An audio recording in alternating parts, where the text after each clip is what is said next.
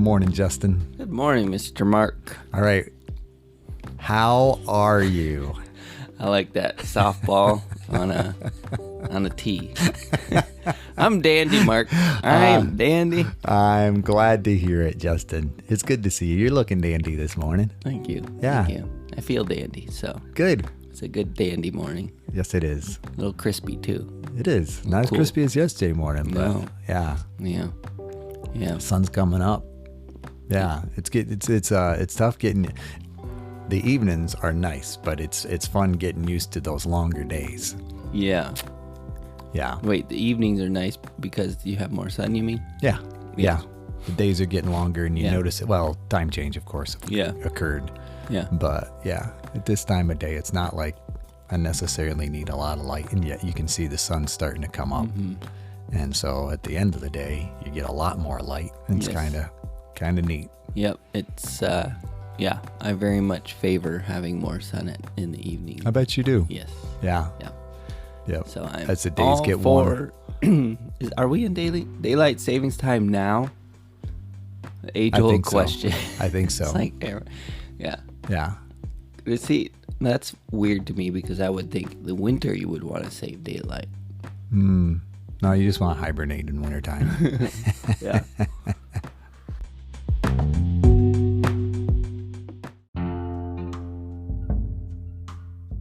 Welcome to How I See It with me, Mark Pratt, and Justin Sternberg. This is a podcast that works to counter cultural polarization through thoughtful conversations. All right, taking a sip of my coffee. Yeah. Sorry about that. No concerns. So today's topic, very polarizing. brought to you topic. by Brought to you by what? What is it brought to you by? How I See It. Brought to you by How I See Yes, It. Okay. we're the Sponsored that's the by only ourselves. sponsor. I like it. I mean, if you want to send us money, we may or may not mention your name. Oh, So, well, if you're a big enough business that where you desire, yeah, we could offer endorsements. Oh, Yeah, wait, we need to go back to that episode where we talked about this. we to do. make sure. Would that be a change on my part? It might be. I can't recall. Yeah, yeah. Was that? I think that was a little more be all right. That's right. That it was. episode. Yeah, agreed. I'm proud that I can remember. Oh, That's pretty good. Oh, hang on. Just, days are getting longer. Justin just swallowed a bug. No, I don't know what that was. I think it was his breakfast snack. Yeah, I think so. I'm back. It's Yes, okay. He's good. He's not turning blue. That's right. Yeah. I can breathe. Yep. So today, I don't know, maybe some people may consider this a polarizing topic, some may not, but it's this idea of marriage counseling. Ooh. And I'd like it to be kind of a little bit dual purpose in the sense of talking about marriage counseling, but also understanding a little bit more about Mark and your background and how you got into counseling. Okay. And I know you're not specifically marriage counseling, and I know you do. I mean, your I think tagline would be marriage and family counseling. Is that Marriage correct? and family therapist. Yes, I'm Marriage a and licensed family marriage therapist. and family therapist. Thank you. Yes, Thank you. no problem. Yeah, I do like that word therapist because it makes you sound very legit. Which, if you've been listening, you know he's very legit. Yeah. So I was just thinking you were looking for marriage advice this morning, and we could do that off. But now I'm understanding a little more. yeah, Yeah. It's I a mean, topic. I'm Yeah. I'm gonna try and mine some of that during Okay. this. So. Yeah. Yeah. Do you know your license number Yeah. offhand? Ooh, let's have it. Or is that 1691? 1691? Yeah. That's like close to when Columbus sailed the ocean blue. No, that was 1492. Not close. Yeah. You're right on it there. You're right on it there. Right on. All right, so let's get into it. Yeah. Do you have some questions? I do. Oh, wow. Yeah. You really have thought about this as a topic. Yeah. Well, yeah.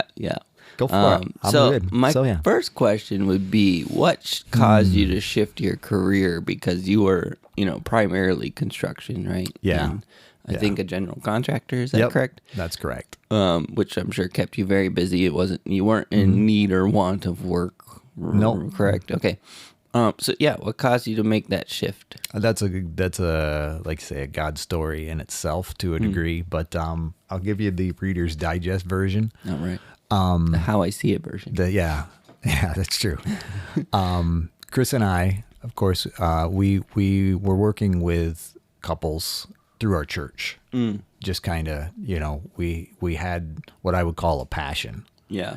And we ended up going to a summit conference through our church. Our church sponsored it. We actually went to, we were in upstate New York and went to a satellite location for what it used to be Bill Hybels was the leader of that summit. Okay. And there was a moment when he basically said, okay, what is your holy discontent? Yeah.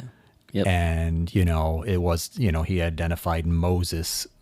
His anger came from the way, the Hebrew children were being treated in Egypt. And, that brought him to anger. And he just asked us to reflect on that. And, Chris and I both just kind of looked at each other and we said, status of marriage and therefore family in the United States was our topic. And, it wasn't that we had thought about it ahead of time, but it was just something we recognized, life cycle stages, that kind of thing, with John and Lizzie and just, friends and their friends and, and then, a close friend, actually. Yeah. Well, it was someone that was on our podcast, but, a close friend of Chris's was, going through a separation, that kind of thing. And it just really kind of tore up our thoughts a little bit. And so, yeah, that's where that came from. And then that became the journey. And we talked about, going into a pastoral role and so forth. But even other pastors had advised us, it's like, okay, now if you want to do this, go the therapy route, go the counseling route, really do the hard work and, wrestle with your own stuff. And then, you're a little more equipped to help other people. So yeah, that's the short version. Yeah, that's cool. And it became, education and working through that and changing jobs and part of moving. And yeah, so it's been a good journey. You never, it's funny. Chris and I, it was difficult because you don't realize how many hoops are involved in a process sometimes. Yeah. You realize, it's like, oh yeah, we can do that. And then it's like, well, we got to do that and we got to do that and we got to, and then there's, and then you got to do this, and so yeah, it was a good journey though. So it was a little bit of blind step in faith and then realizing it was this is what we're going to do, but we didn't realize what we were committing to at that point. Yeah. Which do you think was good? In a sense of, I think so, but I think it definitely kind of, I would dare say, Chris and I were both committed, but my lack of awareness definitely impacted, Chris's sense of security in that process of, are you kidding me? There's something else. Yeah. It's like, there's something else that, so it was, it was another surprise. So you needed some marriage counseling before you could be It was kind of hoop after hoop there for a long time. Yeah. Dang. Yeah, but it you was good. Did it. 1691. Yeah, we did Lessons it. Number. Yep. Yeah. Well, congratulations to both of you. Thank you. Yeah, it was a team effort, no doubt about it. Yeah, it's awesome. I'd actually be the first to say, Chris actually has a better, I think she just does it naturally. She has the questions. She tends to think in questions. Yeah, she's a good questioner. She is. For sure. And I think, even in counseling, that's, what do questions mean to us? I think sometimes, it's like if somebody's asking me questions, I tend to get a little more anxious because I'm thinking I messed up. Yeah. Whereas other people see questions as, oh my goodness, you just want to get to know me better. So, I mean, there's a little freebie for you, it's like, okay, what do questions mean to me? So if somebody starts asking me questions, do I start feeling an insecurity or do I start feeling a closeness and I lean in, or do I resist? So, yeah. But Yeah. Chris has always been great at asking the questions. Yeah, that's awesome. Yeah. Yeah. Sorry, didn't mean to throw off your No, train. it's a good little rabbit trail that I'm going to try and avoid. But yeah, that's cool. Yeah. So write that one down, folks.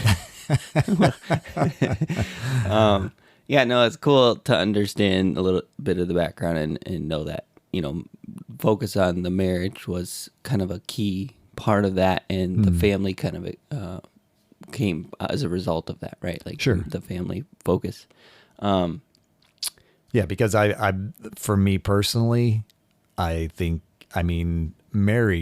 healthy marriage is the foundation to civilization as far as I'm concerned. Yeah. That's Wow. that's how I see it. Yeah. That it's not something, because out of healthy marriages come healthy families, and, as out of that polarization, I'm not saying, we don't need community, but at the same time, it's not about, the government can raise my children as effectively as parents can. And I believe that's a God-given opportunity, role, responsibility, Yeah. that each of our children is unique to be able to be raised by us. And I'm not, and that's nothing against childcare or anything like that, but, recognizing that as a parent, I have a God-given role. And, and I'm just all about helping people do that role, fulfill that role to the best of their abilities. Which starts with the relationship between the parents. Is kind of what you're saying. Yeah. Yeah, that's good. And then, you still do some construction and stuff. So as we've described, I don't know if we mentioned this term before on this podcast, but it's a term you use often, is the wrestling. Oh yeah. Right? Yeah. And it sounds like that started early and it's continued until today, of like that balance and of just wrestling with how much time to give, right? Yeah. Can you speak a little to that? Sure. If you want. I haven't done it well lately. I mean, like you say, there is a tremendous need, to for therapy. For remodels, yes. Well, both. That's Yeah. my issue. Yeah. And I'll say, my priority is the therapy. And it used to be, I felt it was far more balanced, but now I'm just finding that I don't have as much time for the construction as I'd like. And I think it's different for me just because that was a little more of my therapy. I have different things that I do for my own self-help, and the construction part of that was that ability to use my hands and just my body. Exercising my mind and my body is kind of how I see it, from that aspect of, the therapy is a mental thing, but I enjoyed the physical labor, always have enjoyed the physical labor. It's probably what hasn't made me a very successful business person, but I just enjoy the hands-on part of it, Yeah. But yeah, I can speak to that. It's just the need continues to grow, and I respect the fact that sometimes in who I am, it's hard for me to say no. So, two strong needs doesn't make for a really, at times it just I have to recognize I have to say no. Yeah. And I'm not always good at that. Yeah. But yeah. Yeah, and it's in your position, and it's similar because my wife Megan, she's a hairstylist, but it's like once you say yes to someone, it's not a one-time yes, right? It's Sure. a perpetual yes, and you know what I mean. And so it's a yeah. It's some people, and this is funny because I was thinking about it yesterday. I got a call from a random person, and they basically said, "Hey, can you swing by and fix some shingles on my roof in Oak Island?" And it's like, no, I was practicing, and it was like, you mean you don't have 10 minutes just to stop by and put a... It's like, you got the riot. Yeah, it was funny because it was like once that person went there, it's like it was so much easier to say no. Yeah. You matter of fact, I sure do not have 10 minutes to come out. I do not, because it's like that was all it would take in that person's mindset. So it was just kind of funny, it's just, yeah. Sometimes it's easier to say no to certain people who are actually saying, hey, can you do this? I really need some help. And, and this person's down and out on their luck, and they've hit this, that becomes tougher. But when a person's, kind of coming from that entitlement perspective that, Yeah, so if you need Mark to work on your shingles, you got to play the I really need help card, the desperate card. Yes. And he will rescue you. But then I'll tell you that it's going to take more than 10 minutes. Right. So, don't go there because that'll, that's a very, yes. That happens in the software world as well. Oh, I bet. Like, that should be simple. Oh, no, you said it. This won't take long. This shouldn't be, That's right. This should be easy for pretty somebody easy. like you. Exactly. Yeah. Yeah.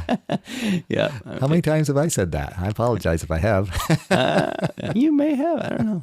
Yeah. I may have done that with you with the construction stuff. It's all good.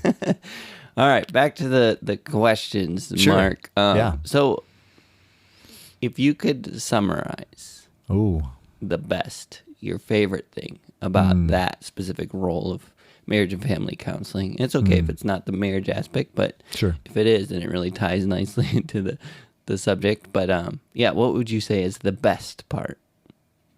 The best part for me is that aspect of getting to know people, because I believe once you know someone it's interesting because there's a difference between knowing an individual personally, like how long you talk with an individual. And in my line of work, there's also these patterns, so I don't necessarily have to always talk with you and get every detail from you. But starting to talk with you, I have the ability to kind of say, okay, this fits into a pattern. You follow me? This is a pattern, and we start identifying, and those patterns aren't always extremely unique. Mm-hmm. You follow me? So once we get into that role and that dynamic, helping people recognize that there's nothing wrong with them, that what they're doing makes perfect sense based on what they've experienced and where they've come from, then there's a heightened sense of freedom and a loss of shame. Mm-hmm. Shame is diminished when it's like I'm able to recognize there's nothing, I'm human. Yeah. And therefore, what I'm doing makes perfect sense. And because our tendency is to say, "What's wrong with me?" Yes, right. I'm broken. Yes. Versus, this is the way. It's almost physics, right? For every action, there's an opposite and equal reaction, and sometimes we lose sight of that, and we think our reaction is outsized. Yes. When you, I think it sounds like you're saying you're able to identify those patterns and say, see, that action was pretty significant, which is why it makes sense that the reaction is exactly. Yeah. That's cool. I think that's the, the one phrase, when I'm able to talk with people, okay, there's really nothing wrong with you. That's just where over time I've been able to see that freedom. It's like, are you serious? Mm-hmm. Because then once people recognize there's nothing wrong with them, that's so cool. The ability to be vulnerable really increases. Mm-hmm. Because it's like, because you're not in shame cover mode. Yes. Because you don't need to be, because there's no shame necessary. Yes. This is what hurt people in these situations do. Exactly. Let's talk about it. Yeah. Wow. Yeah. So that's probably my favorite part. Mm-hmm. And that doesn't bode well for saying no to new clients if that's your favorite part. It's getting to know. That's true. But yes. Very cool. It doesn't mean that I'll be new people. I'll be able to see you this week. It's like we make that transition. But so that's probably my favorite part is just getting to know people. There's always these different theories, as far as, and through the training, in the box, outside the box, and professionalism and that's just not. Mm-hmm. I'm definitely an in the box type person. Not that your problems are my problems. Yeah. But it's like I don't sit above and look at you down in the box and I stay removed from the box. you know, with your glasses down on the edge of your nose and exactly. writing on a clipboard. Sometimes I do put my glasses on the edge of my nose. That's I have true. those glasses, That's true. but and I do have a clipboard. Metaphorically. Metaphorically, I mean. He may Yes. still have a clipboard and glasses on the edge of it. Yes, but it's only because that helps me, get to remember that person Yeah. as I write it down. Yeah, that makes sense. And it helps me connect. Yeah, I would say in my experience with you, not that I've experienced you as an, actual in the counselor perspective, but definitely in the counselor perspective, you've counseled me many times, but is that you do have a unique ability to get down in the box with us, but not take on the struggle, the drama, or the saga. The saga, yes. We'll get to that in a minute. You have a pretty distinct and unique ability to do that, where I don't know that I know anyone else I've ever met that can do it like that. And I think that's pretty cool. Okay. Pretty cool, yeah. Yeah.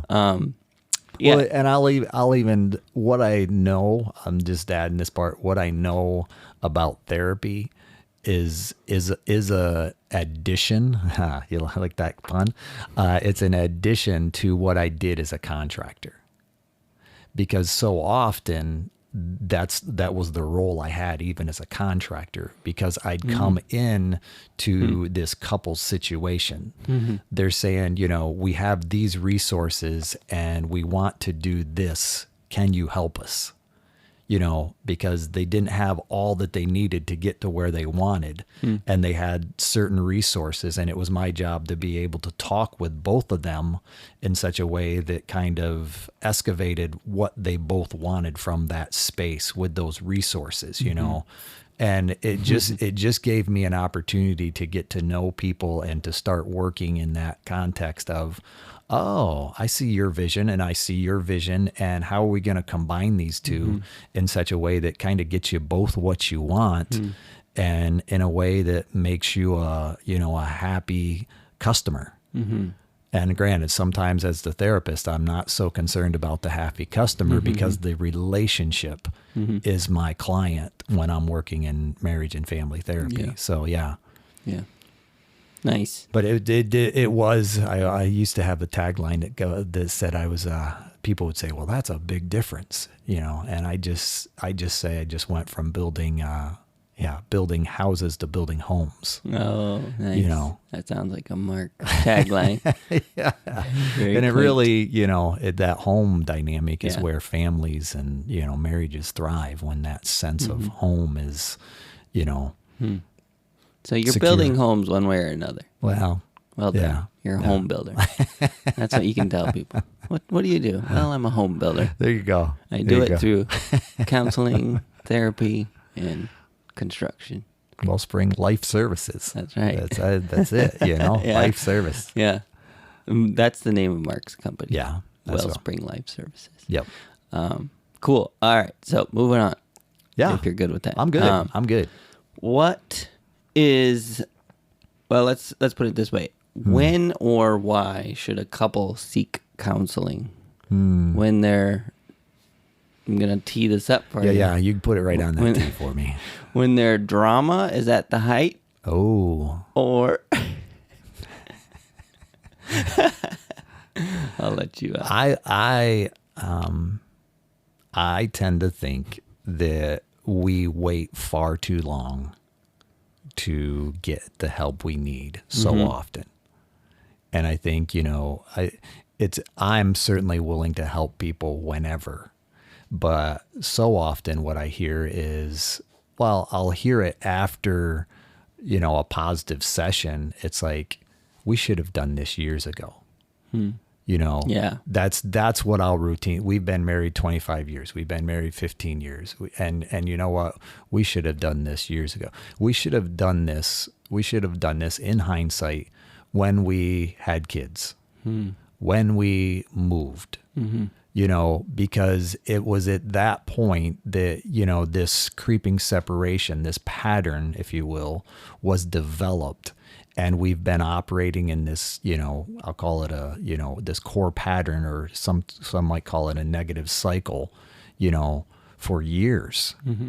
And it's like,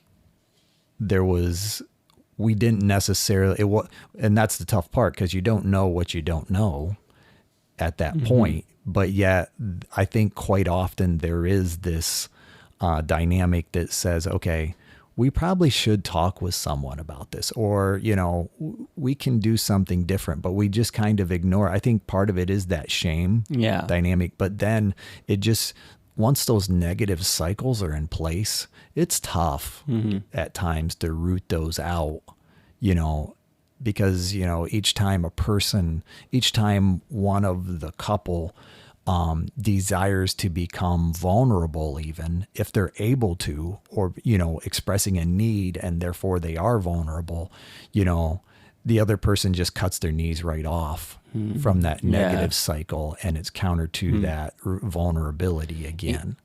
Yeah, because it starts to become a little bit more about, when we kind of separate it, we start building our cases, right? Yeah. And start almost keeping score, and, when the other side Very is much keeping vulnerable, score. there's a chance there to gain ground, so to speak, is what is perceived. When, the reality is the opposite, right? When someone's vulnerable, well, now there is a chance to gain ground through love and respect and all those good things. But yeah, I think when you're in those negative patterns, it's about scorekeeping. And yeah, I think almost trying to reduce my shame, in the marriage, and be like, see, it's not my fault, it's your fault. Or like when there's someone's vulnerable, be like, ha, I knew it was you, kind of thing. Yeah. And those things, those things are all counter to relationship. Yeah, exactly. Anytime you're keeping score in a relationship, and it doesn't matter what the relationship it can be. I remember when we first got married, we would go to some friend's house, and before we were getting married, we used to spend a lot of time at a friends of ours, and they were pretty well off. And when we would go there, we didn't want for anything. We didn't have to ask if we should bring something. It wasn't, and this is before we were married. We would just go hang out there. Yeah. And then even when we got married, we would continue to hang out with this family, right? Sure. Well, not every household is that way. Sure. And we kind of learned that the hard way by kind of assuming on other relationships. Like, when we go to your house, we can... It just didn't even occur to me that you should bring stuff. It didn't occur to me that you shouldn't eat whatever you want and do what, it was like... You couldn't help yourself to the refrigerator. Yeah, exactly. Yeah. I mean, I don't know that I quite went that far, but like if there was something put out, I didn't feel any whatever. But yeah, but long story short, ended up realizing that there was a little bit of like frustration on the other side of like these people kind of just, almost like scorekeeping, right? This is like, so I'm like, okay, next time I gotta top that score and like bring something and not eat as much or whatever. And it started that dynamic, and I started realizing, like that's a reality too. For again, this other couple was freshly married too, so it was like their resources are limited, and of course that didn't occur to me, But back to the whole point of like scorekeeping in a relationship, whatever that relationship is, causes separation. Sure. Versus bringing together. Sure. And that can happen with your contractor, right? Oh, yeah. Like, that can happen with your students, your kids' teacher, excuse me. That can happen with, each time there's an offense. Yeah. Perceived or otherwise, it's a real thing. And, to be able to recognize that and address it, Yeah. And in some relationships that are real casual, I mean, it's just a matter of adjusting my side and go, all right, I gotta stop. Keep score and just be benevolent or whatever. But in like real relationships, it's work, right? So this is where, I don't know. I tried to tee you up, but you missed it. Did I miss it as far as drama and saga? Yes. Yeah. Earlier, you had this tremendous quote about drama versus your saga, and I want you to tie that into marriage if you can. Sure. And I think for me there's a difference. When I think of drama, I think of tremendous highs, tremendous lows. And that's not to say that marriage doesn't have those, but I think when we can recognize that marriage done well is more like a saga. It's a continuing story. It's a journey, and those highs and lows are part of it. But yet I can still see that there's a lot of good between the highs and the lows that are just, it's okay. It's okay for us to be okay. It doesn't have to be, romantic and exciting all the time. There's something to be said for the ability to say, I'm good to hold your hand, and we're in this for the long haul. Even if we're disagreeing, even if we can't see eye to eye right now, I'm still going to reach out, not you personally, but I'm going to reach out and, hold your hand in such a way that says, I'm still physically here. Yeah. And I think that becomes that's part of the saga that continues when we're able to recognize this is part of a journey.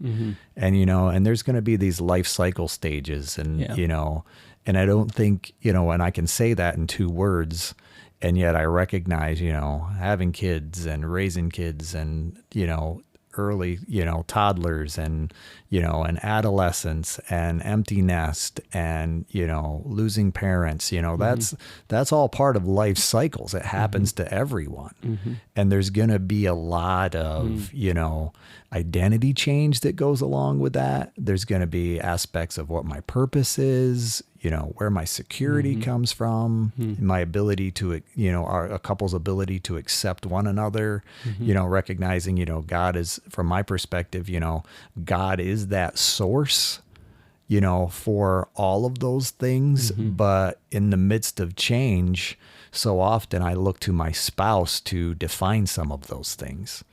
And, especially, acceptance and, that kind of thing, or security, it's going to be, big for, majority of females, that kind of thing. So yeah, that's just a part of it. I just really see things from that journey perspective. Yeah.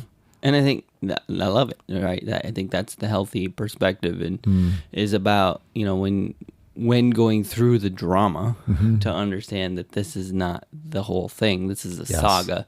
This is a part of the saga, an end to a chapter, or, Sure. If you think about a long book, right? Yeah. The saga, and there might be dramatic moments, but they're setups for the end of a chapter to start a new chapter or whatever. And I think that's a healthy way to think about it, is this drama is not the end. This drama doesn't represent all of our marriage and all that it's meant to be, and you know what I mean. It's a moment in time, and it's part of a longer journey. And I just really like how you put. And I think the thing I like about when I think of life cycles, and and you think of good stories, there is this cycle of learning. I learn. Whatever the story is, I learn as a, I'm going to write the story here, but I'm thinking of something like, even like Yellowstone. Okay. They reflect back. I'm not familiar with that story, so you're going to have to draw the picture. It's a TV. But it's this process of reflecting back and how I've learned things, from my family system, that affected me when I was a child. And those are the, as I became an adolescent, I had certain struggles, the bullies got bigger, but, I'd learned how to kind of deal with that as a child, and or not, to the degree that I deal with it, either in healthy ways, in relational ways or non-relational ways. That learning in it, and it just gets, and then I become the hierarchy, the leader of the family, and those things, those cycles that I've learned from are what I teach to those that come behind me. Right. Or perpetuate. Yeah. It's a legacy type dynamic. And I see those continued cycles. And I think the thing that I like most about the cycle perspective is to be able to recognize it's a part of life. And even though it's very personal when I'm in it, if I can step out of it, I can recognize, okay, this is what's happening. When I do this, you do that. So if I want to minimize what you doing that, I need to recognize what I do to contribute. And so, like you say, that's part of that learning from my perspective. And I believe learning is something that's a ongoing thing, hopefully. Yeah, makes sense. That's a healthy thing. So another question for you. Sure, fire away. Bring back kind of one of our core buzzwords, polarization. Yes. What would be some of the polarizing aspects to marriage counseling? I think just in it itself can be polarizing in the sense that I believe most couples won't enter marriage counseling until they truly believe they need it. And I think the polarizing idea would be that I think most couples could use marriage counseling. And who doesn't need a little help once in a while with relational struggles, or something? No, and I think at times we make it a big thing to talk with someone, to go somewhere, to sit down in someone's office and make time. Yeah. And I think in our culture, what used to happen, I'd say more naturally, more organically, that's the word I was looking for. More organically was our family systems were more connected. So, if I couldn't necessarily, if I was a young married and I couldn't necessarily talk with my parents, I probably had a grandparent that I could go to, that had kind of been observing things all along, maybe never really said anything, but yet when I got to the point of saying, hey, my wife's crazy, I had that other older adult who could probably say, maybe it's not your wife. Yeah. What help me understand where you're going, what you're doing, those kind of things that basically was able to kind of speak into me in a way that no one else could. Yeah. And I think, I think as we have become more mobile, that nuclear family system has been separated, and I have less influence. I have less ability to be influenced by those former generations that I'm able to listen to, that I have that can speak into who I am. And I think that's where relationship is so important. And I think, to have someone that I can go to that is impartial and, can kind of speak to what's going on, I think is very beneficial. Yeah. And I think, that stigma, that, only people who really have issues need a marriage, need to go for the therapy. There is something, we don't want to admit something's wrong with us. Yep. That kind of thing. So no, we don't need to, in the same time, it's not that we need therapy. We just need a little help. Yeah. And so therefore, sometimes when we need a little help, that's a good time to talk with someone who who might happen to be a therapist versus just ignoring it or trying to brush it under the rug, that kind of thing. Yeah. Does that make sense? Yeah, it does. I imagine your job would be much easier if people would come when they need a little help. Yeah. Yeah. But you're having to take them when they're at their do something, Mark, or else. Yeah. Yeah. That's very true, because we're at this, typically people are at the point of, okay, we're separating. This is kind of our last shot at this. Yep. Otherwise, we're calling it good. So I would say, the polarizing statement would be you need marriage counseling. If you have a marriage, you could use some marriage counseling. So and I think that becomes a polarizing topic within couples. Yeah. Because when a spouse comes to one spouse and says, "Hey, we need to talk with someone," it's like, what am I doing wrong? Yeah. Or how am I doing it wrong? If you just cut this out, we wouldn't have to. Yeah, because of the defensiveness. And, yeah. If you just stop this, we'd be good. There's no need. You just need to stop. Yeah. Well, okay, I'll stop, but you have to stop this first. Yeah. Well, I'm not going to stop that till Right. you stop. You stop first. You Right. stop first. You know, Yep. that's where that defensiveness is deeply ingrained at that point. Yeah. Yeah. Yeah, and I think those cycles can start so early, but we're very gracious and benevolent in the beginning, right? Yeah, sure. It's like, well, that's just how he is, you know, or, Yeah. you know, she, whatever, you know. And even to, I think your scorekeeping plays into that. Yeah. Because, you know, there was a time when we were friends and we just accepted each other like my other friend, like my friend Justin. You met my friend Justin? Now, some people who know Justin might say, well, he's a little crazy, you know, Most. but I'm going to say, no, you know, that's just Justin. He's my friend. I'm not going to get caught up in the name calling or, you know, that defining you by your behavior because you're my friend. There's going to be an acceptance there. And what happens in marriage is we get to this transition and we move from being friends to being married. Yeah. And we start looking at flaws and we take on the desire to fix that. And now we start identifying each other by our flaws and we lose that friendship. Yeah, that's good. And we, you know, and it comes back to being able at times to be able to say, okay, I'm recognizing that's who you are. And realistically, you know, that's who I married. Yeah. Yeah.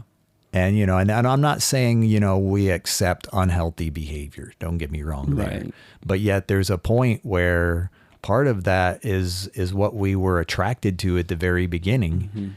And now some of those characteristics have become unattractive. Right. Now I want to change. Yeah, it's kind of like the stick we talked about, right? Sure. Yeah, very much so. Yeah.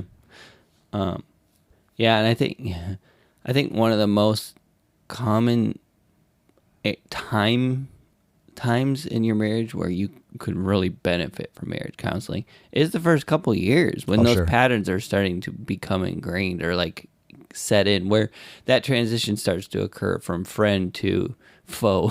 Sure. Or whatever, you know, the kind of, and, you know, we're talking about polarizing opposites. I mean, you know, in marriage, we're almost culturally encouraged to become polar opposites. Like, well, a woman's always needs this, a man always needs that. When there's, you know, there's a lot of tropes, right, about what marriage looks like. Sure. When the reality is, we need those things to break down and for that friendship to be maintained throughout the course of a marriage, and for a lot of those stereotypical notions to be minimized. Sure. Both in our actions so that we don't fall into those traps, but also in our reactions to our spouse, to recognize that just because they do this thing that many wives do doesn't make them this villain that is portrayed everywhere when wives do this thing. Sure. Right? Like there's a method to the madness or whatever. No, I hear you.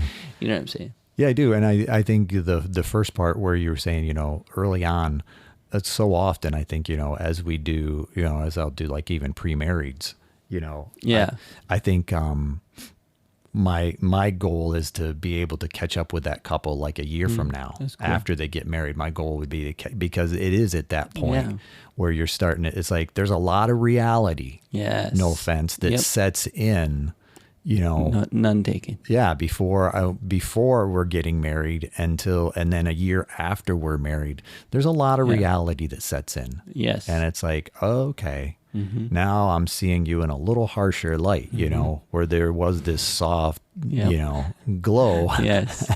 Yes. Yes. Now there's a spotlight glaring on some, you know, issues. So yeah. Yeah.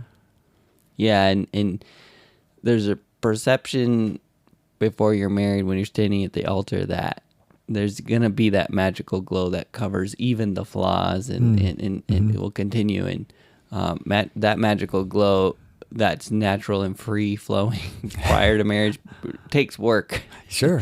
Right. Yeah. And you know, I don't even know if that's the right term for what a good marriage looks like afterwards. I mean, a good marriage afterwards looks like work. It looks like you know, putting in the time, the effort, the intentionality. Sure. Right. Yeah. Yep. Yeah, it's good. Yeah, so if you're just married, go get some marriage counseling. Yeah.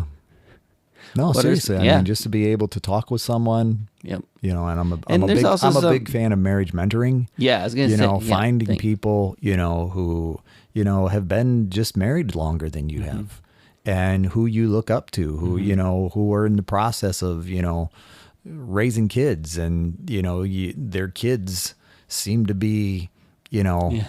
fairly well behaved. They're still kids, of course, and, you know, they're not robots, but yet at the same time, you know, they tend to listen, or, you know, that kind of thing. Find somebody like that. Yep. And be able to, you know, say, hey, can we get together, even if we invite them to our house and we supply Right, them right. with the meal. You know, it's like, Yep. this is an opportunity where we can say, okay, you know, what did you do here? How did you handle this? You know, what are your thoughts on this? We have this reoccurring thing, you know, and I think so often what that does is it normalizes. You know, the issues that we have, because so Yeah. often our tendency is to think, oh my goodness, we're messed up. We're the only couple that ever has had to deal with this. You know, and when Yeah. we're able to recognize, okay, no, that's a part of where we're at. What I really like about this concept is it's essentially preventative maintenance, right? Oh, sure. You don't necessarily have to get to the point where you're in desperate need of a marriage therapist and you Sure. know you're on the ropes. You can do some preventative maintenance in terms of just finding a mentoring couple to get together with and start Sure. to identify some of those patterns early, and like you said, normalize some of those things, lose some of the shame. Yeah. Like that can happen early, and you don't have to call it marriage counseling if Nope. that's a polarizing terminology for you. Like, Sure. you know what I mean? I think I that's do. cool. That's very cool. The idea of finding a mentoring couple. And I think, in all honesty, that's what drew us initially to cool. becoming, you Yeah. know, is just, you know, That opportunity. yeah, it was how often, you know, we were looking at, you know, people in our own home, you know, that would just kind of want to talk, and, you know, and we'd be doing that, you know, and I think I should probably change that just a little bit. Probably my favorite part is actually doing this with Chris, you know, when we're able to, you know, sit down with a couple. You know, that is one, you know, one of Yeah. my favorites, you know, granted, hearing that part where people accept that, you know, ability to recognize there's nothing wrong with them. But yeah, I do. And like I say, when we do the classes and so forth, yeah, that's my Yeah, that's favorite cool. part. Yeah. But yeah, Yeah, because you and Chris regularly lead Sure. Marriage on the Rock class and How We Love classes at our church, Yep. which is cool, or you get to do that together. yep. Yeah, it's awesome. Any other aspects to marriage counseling that you would consider polarizing? I was, it's funny because I was just thinking about, you know, being male and female tends to be polarizing Yeah, as it is. As literal as possible. And then as our culture has adopted the title marriage for same-sex couples, you know, that's another polarizing aspect of, you know, of marriage counseling, is what, you know, what was once, you know, primarily, well, you know, defined as a male and female. I think that has become, you know, more polarizing as, you know, government has, you know, adopted the title of marriage, you know, even for same-sex couples, that kind of thing. And that's not to say that, you know, some of what I do isn't effective for same-sex couples as well. And yet there is also that difference between, you know, heterosexual couples and same-sex couples when it comes to, you know, talking with them in relationship, that kind of thing. So yeah, that's just another polarizing one that comes from, you know, I think, you know, we're designed so differently between male and female, you know, that's part of that polarizing thing. And just the way to kind of stay with that, just the way that, you know, women tend to view life and men tend to view life is just so different. It's polarizing from that dynamic in and of itself. Yeah, it's interesting. We recently had in fact, we just switched to a new one, but we had a, you know, marriage series at church. And, Sure. you know, one of the last ones we talked about some of the needs of women, needs of men. And I recognized as we kind of went through the points for what women need and what men need, how even those things can become polarizing to the degree where there's going to be certain women who say, you're saying I need security. No, and understanding that. I do think, I mean, you would know better than I do. You haven't been around more couples and stuff. I do think there are some pretty significant patterns between men's needs and women's needs. And there's tons and tons of curriculum based around his needs and her needs and kind of how to balance them. But yet, I think that may be a polarizing becoming more and more of a polarizing aspect as culturally we try to shift from the significance of genders, right? Sure. To the degree where we say, well, women can do, whatever a man can do, and men can do whatever a woman can do. And when you say caregiver, shouldn't be assumed it's the mother. It can be the father. And of course, I agree with that. Even to the degree where you can't say women or men either, because it could be transgender and, so like. It's homogenized. Yes. Thank you. Yeah. Thank you. Right word for that. So I think even to say, well, it's a woman thing, it can be very polarizing, right? Sure. To be able to say, well, women typically need security can, again, for some women, especially depending on how they grew up, potentially they learned how to fight for themselves and they don't need a man, and that can be polarizing, right? How do you speak to that? Well, I think there's a reason why there's so many books, and topics on, I'm thinking of Eggerich's stuff, Love and Respect. He wrote the book, women desire love, men desire respect. And I think when we look from my perspective, from a biblical basis, there's just a difference. I go clear back to Adam and Eve. There is just a difference between the way Adam was created, to the point that Eve was created in the garden. Okay, Adam was created outside the garden, in the wilderness, mud. The wilderness, if you will, in the dust. Yeah, and out of the dust. Yeah. That kind of thing. And it, from that perspective, there's just a difference. And that's not to say women have to be in the home all the time. It's not to say that men can't care for kids but yeah, even for the most part, women are just going to look, you look at kids, the majority of women are just going to look at kids from a more nurturing standpoint. Yeah. That's just the way it is. That's not to say that men can't be good nurturers, and it's not to say that some certain women might say that's not who I am, that's not who I want to be. I would rather do this. But as a whole, when you just talk with people in general, they're going to recognize, okay, yeah, and yet that doesn't mean that the male dynamic is wrong. That there is an aspect of, okay, you're fine, get up, that kind of thing. I'm not saying that in a general sense, but as a polarized dynamic of the nurturer. Right. And it's like I think that's beneficial. And so often I think our tendency is to homogenize it in such a way that says I can do what you can do just as well as you can, and therefore, I from my perspective, we both lose a sense of purpose. Yes, when we're looking to do it that way. Yeah, and I find too, like even in our marriage, when I feel bad, right, about the work that Megan's doing in the areas that she's doing it, and I'm like, man, I got to step up my game, and I try and be better at nurturing, for instance. It's just not natural, and I'm not saying I should nurture. Sure. I don't think either of us are saying one has to do the thing and the other shouldn't. That's not the point. But the point is, it comes naturally for her. It just flows out of her, and for me, it requires work. Sure. Like, come on, be nurturing. Come on, yeah. Be kind about their owie. Like it's okay. Yep. And so whenever I start to feel kind of bad about what she does naturally and trying to fulfill that role, I tend to really struggle.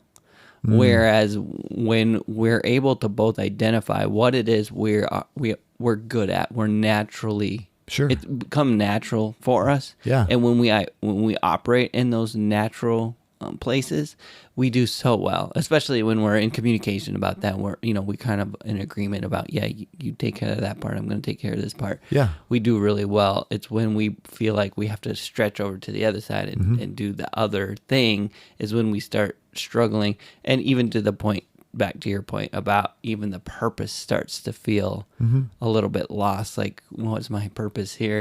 And like, when I try, like, for just using the nurturing thing and I fail at it again and again and again, at being as good at it as she is, and going, man, I think the kids could have used a better nurturing response, and I kind of failed at that, right? Like, as I continue to fail in those ways, it's like, man, this stuff's hard, and you start to kind of lose sense of that purpose. So I definitely. Yeah. And I think it's, as you were sharing, it's like, I can remember early on when we first had kids, Chris actually did creative memories, the scrapbooking type stuff. Yeah. And that was a tremendous turning point in our relationship. That was a tremendous turning point in our relationship just because, she learned to depend on me to take care of the kids. Because for so long she had been in the home, and granted, she was a fabulous mother, structures, routines, things, meals at the same time, that kind of thing. There was a lot of security for our kids because, they knew exactly what was going to happen, And I was outside the home, doing our thing, and it worked great. And she just, had this desire to have this purpose, and it's like, okay. And so I can come home at a certain time, be home, but yet the way I parent our kids, mealtime, what we did for activities, it was completely different. Yep. And, I can remember our kids, the kids will tell the story or laugh about it, for me, a booster seat was a cordless drill box, in the back of the truck. I could sit them on that booster seat, I'd stack up a cordless drill box, and it's like it boosted them up, and then I'd put the seatbelt around them, and we were good to go. And I don't say that, in a light sense, but it was just the way that we did it back then. And, it was different, but it wasn't wrong. Yeah. Yeah. And so often I think that's the issue. You're different is wrong. Yeah. Because, and it was definitely a growing part of our relationship when Chris was able to say, okay, just because he does it completely different doesn't make it wrong. Right. And when I come home, ultimately the kids are fed, changed, they're in their beds sleeping, and it's a good day. Yeah.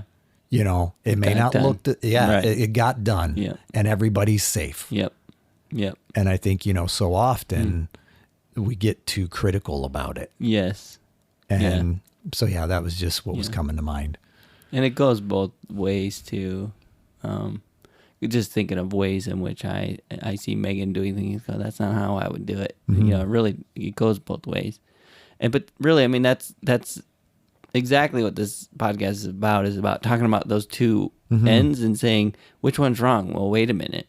Maybe neither one. Maybe there's a middle ground, and it's worth discussing. Like, again, how Mark would, run the household when Chris is at work versus Chris running the household when Mark is at work. Yeah. They may be polarly opposite the way it's handled. They're going to look different. And yet, like you said, the health of the kids at the end of the day is what matters. And, Yeah, and learning like, on that side isn't necessarily all bad, and on this side isn't necessarily all good is really what we're trying to accomplish here. Is like, let go a little bit of your preconceived notions of how great your side is. Yeah. A little bit, and embrace potentially some opportunities and benefits of the other side of the the spectrum Yeah. that maybe you're missing because you're so polarized on the sides, you know? No, I agree. And I think part of it is, I appreciated about Chris.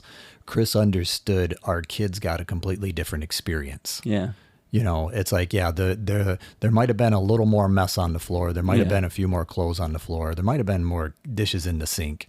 But yet, the kids would talk about, being able to go outside and seeing deer and see it, and I just gave them a completely different experience. Yep. And, I think they benefited from that, that dynamic. And that was when Chris was able to say, okay, this is still good. This is okay. Still good. Yeah. Yeah. Yep. Yeah. That's good. But yeah. That was good. Thank you Hey. for sharing a little bit about your journey, Mark, and a little bit about marriage counseling. Well, happy to do it. Yeah. Hopefully we dispelled some of the polarization. Hey, there you go. That's what we do. That's what we desire to do. Attempt to do. Very much. This is how I see it.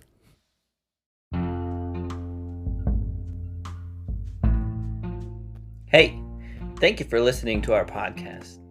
If you like How I See It, please do all the things that podcasts tell you to do. Subscribe, rate, review, follow us, and or talk nicely about us on social media. If you want to reach out, the email is us@howiseeit.click. Yep, I said .click, as in .click. Please tell your friends about this show, and we'll see you on the next one.